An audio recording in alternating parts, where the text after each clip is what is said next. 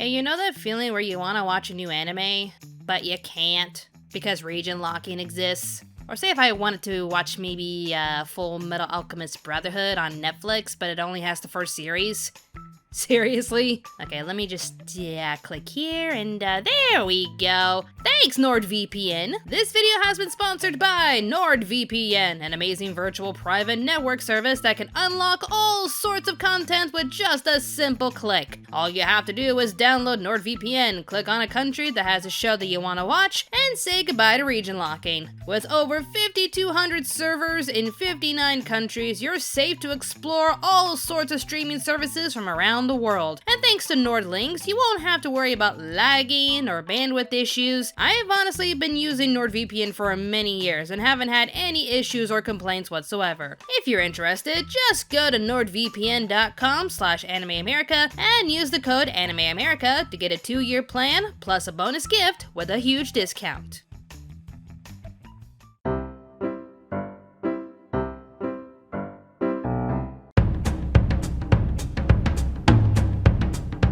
Finally back at it with another Patreon request. This time we've got a very special request from Patreon supporter Thomas Hayden. He wanted me to review a classic series from the early 90s called The Irresponsible Captain Tylor. Now this particular title is a bit special to me because when I first landed in Australia, my boyfriend, now husband, wanted to show me his favorite anime titles that he was happy to collect. He showed me the first Hellsing, Berserk, and XL Saga. But he also had me watch a few episodes of The Irresponsible Captain Tylor. Naturally, seeing this request made me really happy since I was finally able to watch the series in full, until I realized that we lost the first disc to the DVD box set that we own. Whoops. I eventually found all the episodes and even the OVAs, and a certain other special that we need to address. Oy. But for now, let's turn back the clock and see what makes this classic anime still a treasured icon. The Irresponsible Captain Tylor is based off of a light novel series known as The Most Irresponsible Man in Space. That sounds about right. That series had a decent running from January 25th, 1989 to January 25th, 1996. 7 years exactly, that's actually pretty cool. It's still a popular enough series, releasing several other novels up till October 2017. The anime itself had 26 episodes produced by the studio Tatsunoko Production, the same studio that brought you Ping Pong the Animation, Samurai Pizza Cats, and, oh my god, it's Speed Racer. We're actually dealing with a classic studio here. The series debuted on TX Network on January 25th, 1993. Okay, seriously, this show must really love January 25th. The story takes place in a distant future where the Ralgon Empire and the United Planet Space Force are heading into war against each other. As tension rises and war becomes inevitable, the UPFS start to recruit any willing body to serve in the great and honorable fleet. Defenders of our homeland and universal peace! I think people who do that are wonderful! Yeah, that ought to do it. This grabs the attention, naturally, of our main character, Justy Oeki Tylor, but he doesn't really want to join for the honor or glory, no. He just, yeah, I'm just gonna let him say it. I said because I want an easy life. That's really the reason you want to join the glorious United Planet Space Force? Yep. Well, you heard it here, folks. He just wants an easygoing life and truly believes the military will give him everything that he wants. When you join the military, all your food is free! Your uniform and daily necessities are all free! No worries about paying rent. And you can get licensed in almost any field without a problem. And if I get a desk job, well, there's nothing easier than that. Well, is there? He's out of line, but he's right. He was supposed to be assigned to the pension office, but once he unintentionally rescues a retired admiral from a terrorist attack, he is then promoted to major and given command of the UPFS's destroyer ship, the Soyokaze. Little knowing that he was seen as a troublemaker by his superiors, and the Soyokaze is usually the ship where they toss all troublemakers towards. Taking command of a ship full of muscle-brained marines, flighty recruits, overly military soldiers, and a drunken doctor, can this irresponsible captain show the UPFS that they're more than just troublemakers? Or is he gonna have an outrageous amount of luck while turning everyone's perspective and expectations completely upside down? Spoiler warnings, it's the latter. The irresponsible Captain Tylor, in a nutshell, is about a regular guy disrupting the status quo by just being himself. The competent soldiers want him to do as he's told while setting a good example for everyone else to follow. The Marines expect him to be tough and prioritize strength over discipline, and his superiors just want him to either mess up so they can throw the book at him, or at the very least become sacrifices to their cause. Very decent and not so shady commanders whatsoever, guys. You can totally trust them, they always have your best intentions in mind. Tylor, however, does none of this, as he tends to follow his heart, go with the flow, and choose the easiest route that won't really bother him. To put it simply, Tylor just really doesn't give a fuck. It's honestly a miracle that his ship kept running with how many weird choices he made and with how his crew constantly questioned his behavior. Wow, sir, you were only acting incompetent just so you could give the box to the Ralgon soldier. You totally knew there was a bomb in it. Oh my god, there was a bomb in it? Wow. The guy is extremely lucky and gets out of every bad situation through his charm and sheer dumb luck. But that's not what makes him so special to his crew, and even to his own enemies. To his crew, he's incompetent, especially to the more by-the-book crew members Lieutenant Makoto Yamamoto and Major Yuriko Star, both of which were there when Tylor rescued the retired admiral, so they got tossed into the Soyokaze to hide the Space Force's embarrassment. Basically, if you act unorthodox, you're sent off to the Soyokaze like the trash you are. Despite this, Star and Yamamoto try to make Tylor act like a proper captain, while mostly worrying about their own futures within the UPFS. To his enemies, they're not even sure if he's a tactical genius or a seriously lucky moron. Nurse Petty Officer Harumi reveals herself to Tylor as a spy for the Ralgon Empire, but he doesn't seem to mind as he sees the good in her. Again, also thinks that she's pretty hot. He even allows her to keep spying if it means she can stay on the ship as his crewmate. This is baffling to her, which puts her in an awkward position, having to choose whether to perform her job or protect the man who sees the good in her. She's also an android, but he treats her like any other human, unlike some of the soldiers from the Ralgon Empire. Captain Dom of the Ralgon Empire sees Tylor as a puzzling opponent. He's not sure whether or not to take Tylor seriously, so he settles with seeing Tylor as a puzzle he can't quite decipher. Are you friend? Foe?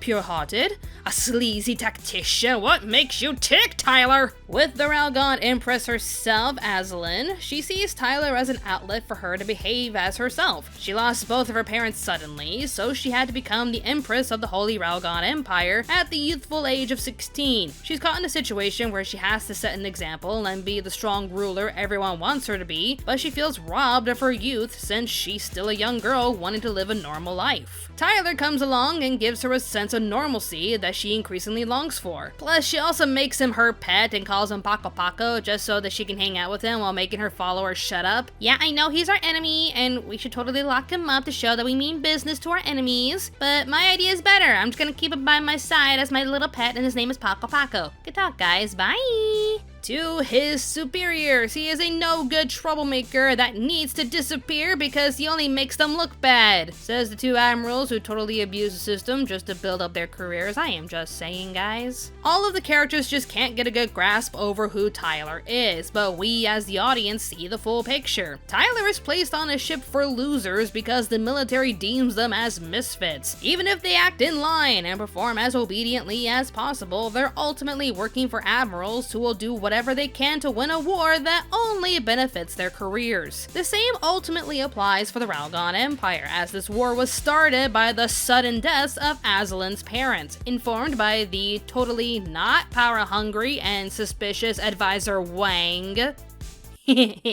Wang.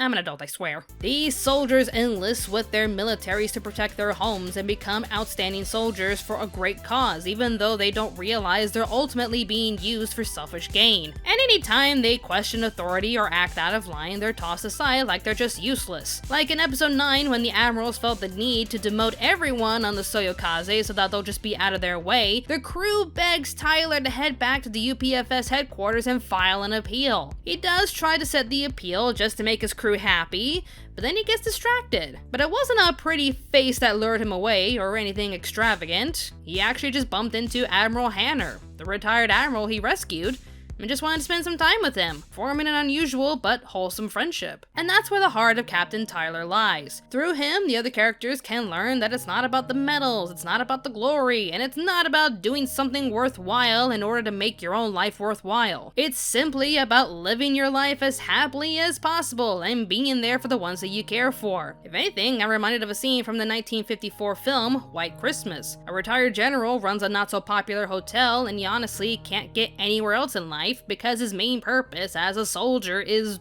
done. Bing Crosby even sings a song highlighting this issue where even if he was a prominent general, he was quickly tossed aside like they didn't expect him to have a life after the war. This guy is a decorated admiral who retired with honor, only to be left sickly in a crappy apartment living off his pension checks to survive and care for his twin daughters. The point I'm trying to make is it's not about how far up you climb the ladder or how many badges you earn. I mean, Admiral Hanner did that and look where it got him. Admirals Fuji and Mifune are doing that, and they're just petty assholes who love punishing soldiers they hate. Tylor doesn't want to stress about anything. Again, he doesn't give a fuck, and he encourages others to do the same. Follow your heart.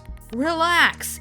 It's all gonna work out in the end. Or not, I don't know, but don't worry about it. And in Tylor's case, everything did work out for the better, despite how his behavior shocked his crewmates, confused his enemies, and pissed off his superiors. Like someone that lucky shouldn't get away with everything that he's getting away with, but here he is. He doesn't give a fuck, and he's getting everything for it.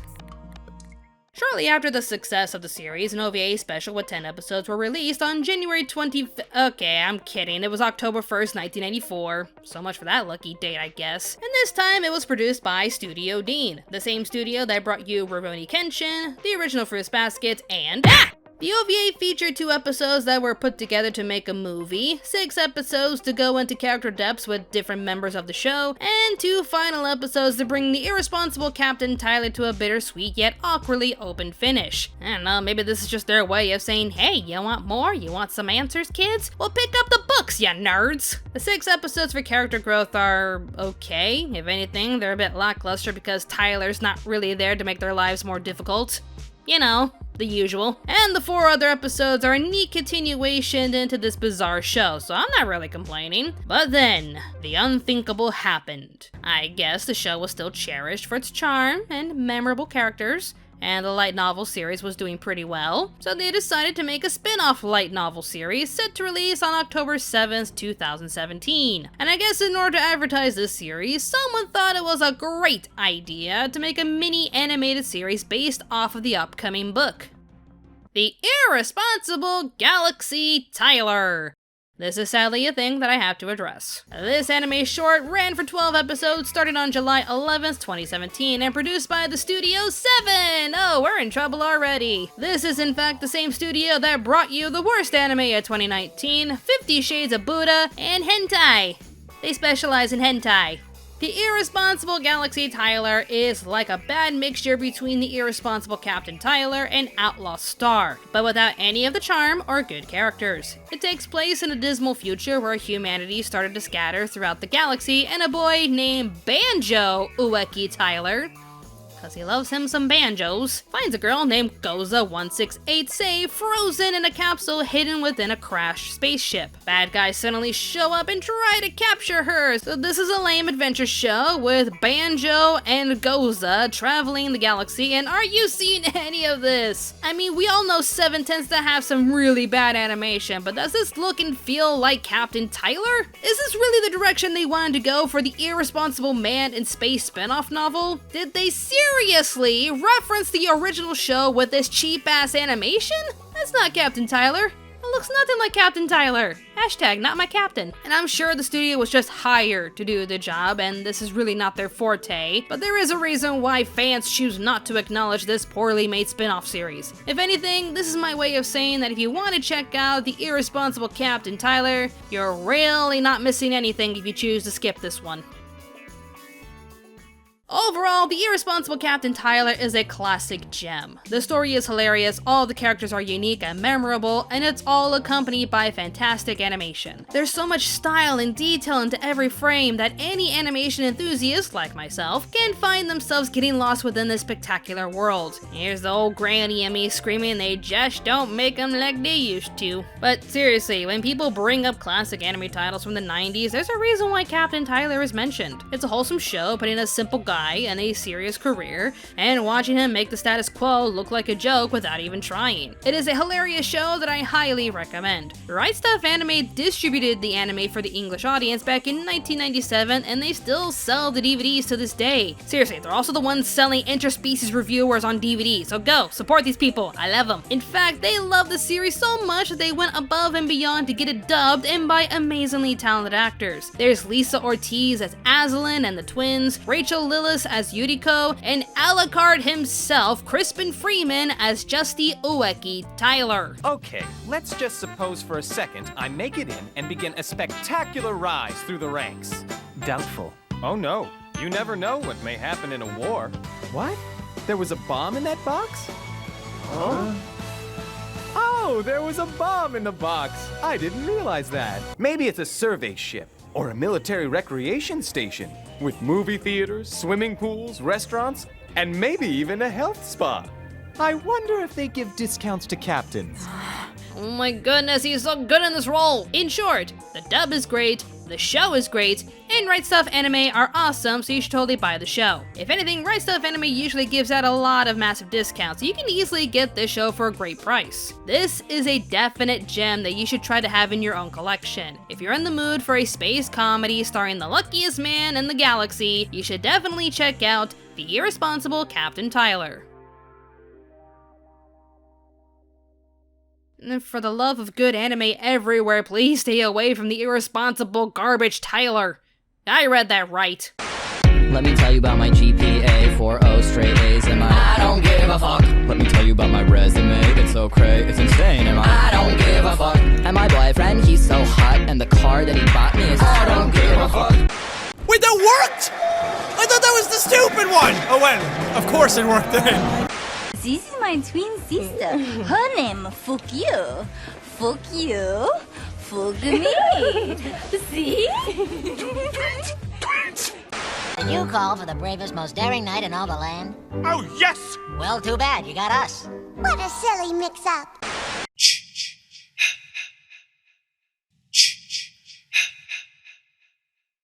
Do you really believe your own hype that much? I am the hype! Job well done, Captain. Yeah, well, I'm really sorry, everyone. You're sorry? Yeah, we got sidetracked and missed the deadline. No.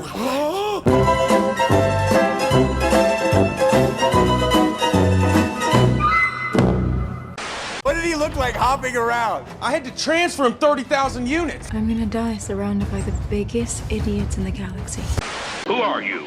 Captain Benjamin Franklin Pierce. Who are you, Sarge? What do you think this star means? You're Tinkerbell? Who is he? He's an asshole, sir. I know that. What's his name? That is his name, sir. Asshole. Major asshole. Sir, I know this may finish me as an acting ensign, but... Shut up, Wesley!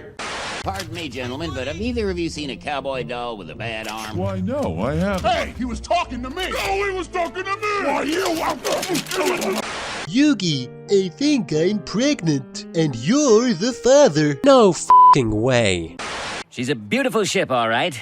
Shapely, seductive. I'm gonna fly her brains out.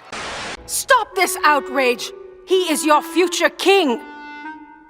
Any idea what she's talking about? None. Forgive me, dearest. Did he hurt you? But I'm supposed to hurt him.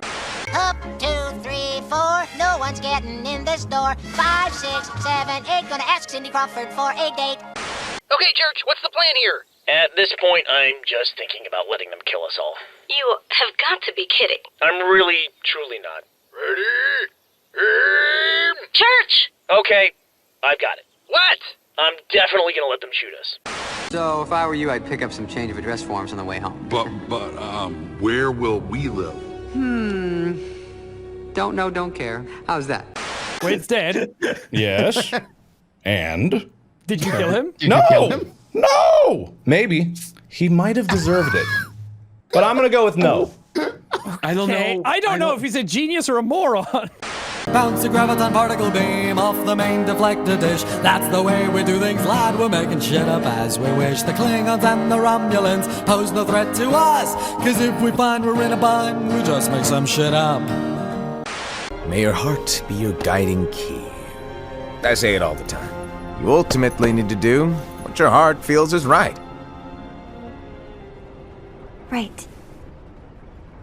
I gotta say, I love it when Patreon request recommends me classic gems that I haven't seen yet. Like, I seriously never had time to watch the rest of this, but I was finally pushed to watch it thanks to Thomas Hayden. I'm sorry this review is pretty late, but I hope you still like the review. And again, thank you for recommending this show. I still have a few more requests to do, so hopefully I can get through those as quickly as possible. But my question to everyone watching this video is there a 90s classic anime you would like to recommend for everyone to watch? Let's give some old school titles some love in the comment section down below. I want to give a huge shout out to my Patreon supporters and just thank them for keeping this channel alive. YouTube really hasn't been that kind to me recently, so I appreciate all the love and support that all my patrons have been giving me. And I also like to give all of you watching to the very end a huge thank you for watching this video. More awesome videos will be on the way, so stay tuned to Anime America.